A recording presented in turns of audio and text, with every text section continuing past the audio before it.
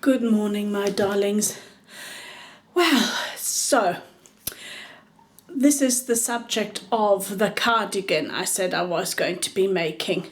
So now I showed you, remember I showed you, let me just lean over and please ignore, I haven't, the mess behind me. I'm still clearing this room a little bit and I've got stuff everywhere. So, okay. So, here we go. I showed you I was going to make a cardigan using this Andes knitpicks, wool of the Andes bulky. It's bare, so it needs dyeing, or you can use it just like that, it doesn't matter. So I've done that. I have 2 skeins left, this one and one more, which I'm keeping because I'm thinking I might do a fringe on the edge of the cardigan. I might like the look of a fringe, so I'm keeping those back. I have 10 more skeins of these, 10 more, because I was thinking I'd like to most probably make another. If I'm not going to be using the fringe, then I'll be doing a hood on the next one. I don't normally wear hoodies, so that's why I've gone without this time, but I wanted to do something different. And I'll just show you. And if you see all the egg carton boxes, yes, I collect them because I use them in the garden. I rip them up for the garden and put them into the wormery. So I just want to spin you around. So here we go. See, I have on my skein, this is another, on my winder, I have a skein on here, which I'm intending to use for the fringe. This was the one that I had knitted up as a swatch. Remember I showed you the swatch? So I've now unraveled it and I've left it on here just to stretch out the crinkly bits. So I'll be using that. For the fringe, and I of course have to tie it up so it doesn't get unraveled when I'm dyeing that in the color that I want to dye it in. So, made you all dizzy there, twisting it around that quick, didn't I? So here we go. I have knitted up, here, my 4 panels. So I have four panels here, 4 double length panels.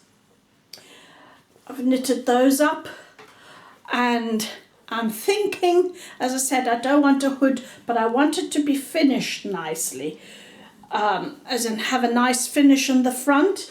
I don't want to put buttons on it to close it, so I'm thinking I'm going to use a shawl pin, you know, the wooden one that I've used before. So I'm thinking of using the shawl pin, but for that I'd like a really nice finish. So as I told you, I've in one bag I've got 10 skeins of the wool, which if I still want to do the fringe, that wouldn't leave me enough because I think I'll need 2 for those. So and also this bulky, this is a little bit too bulky. Let me get that out again. Let me get that skein out again. See, this is bulky,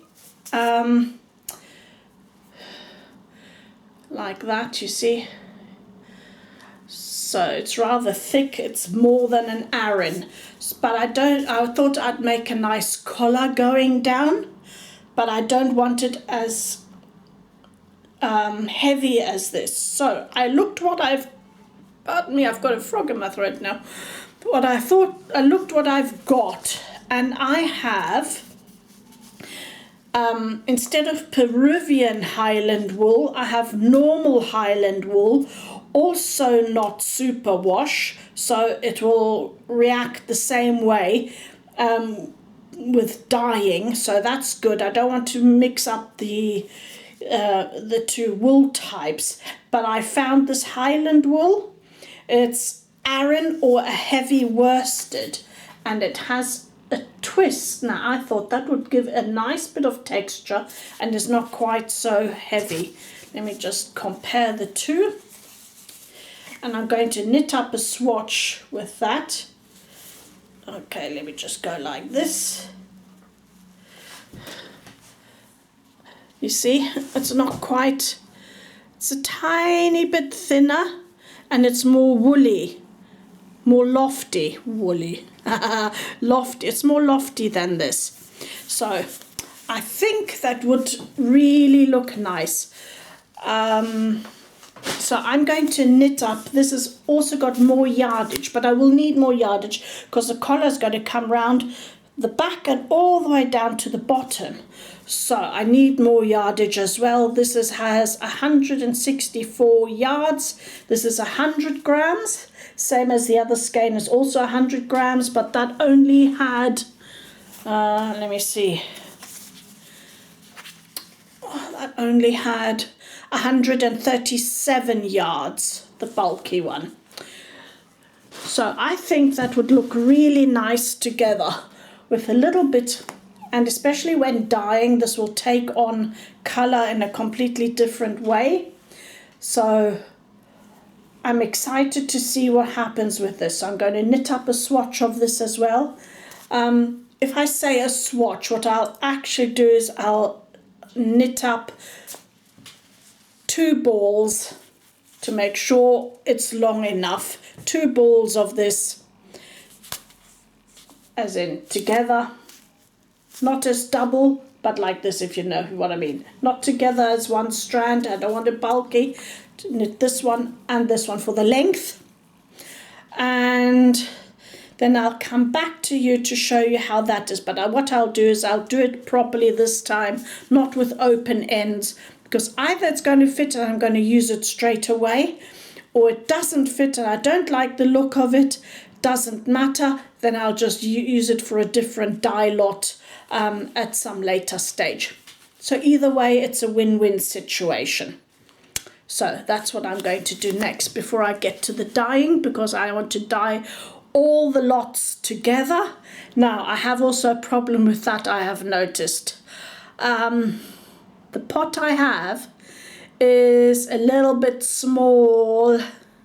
It's high, but it's a little bit small, so I'm not quite sure how I'm going to do this, but I'm not going to go out specifically to buy a pot to do this batch dye.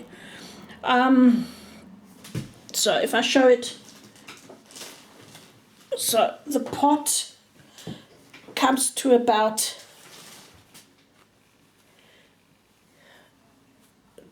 here.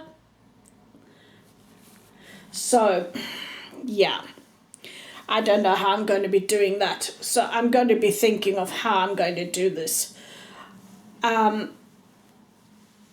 Yeah, not sure. We'll find a solution of how to do it. It doesn't matter, because main thing, some color goes onto it. I'm not looking for perfection. As it's all hand knit and all handmade, it doesn't matter if there's variation even in the colors and the taking on of the colors. That will just make it all the more interesting. The only thing that does matter is that the colors themselves go on top of each other, if you know what I mean. That's the only thing that matters. Doesn't matter if one gets more intense and the other less, and so on and so forth. So I'll be back to you with the next section once I've knitted up my swatch, and then you'll see the dyeing bit.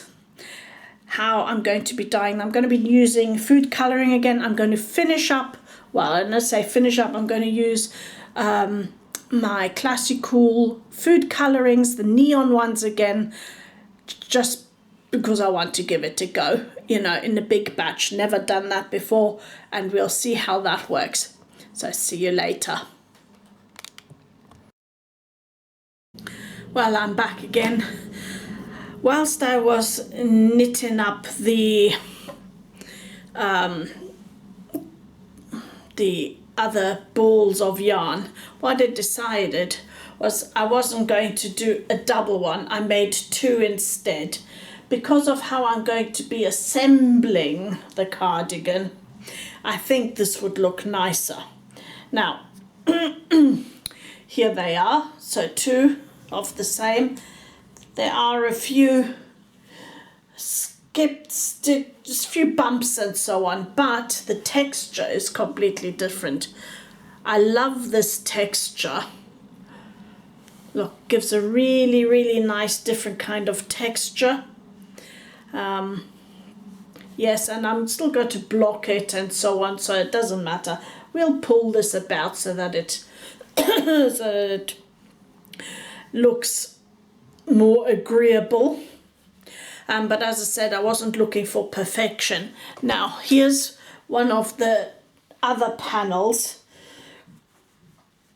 These were each 105 rows, by the way, and these double panels were 185.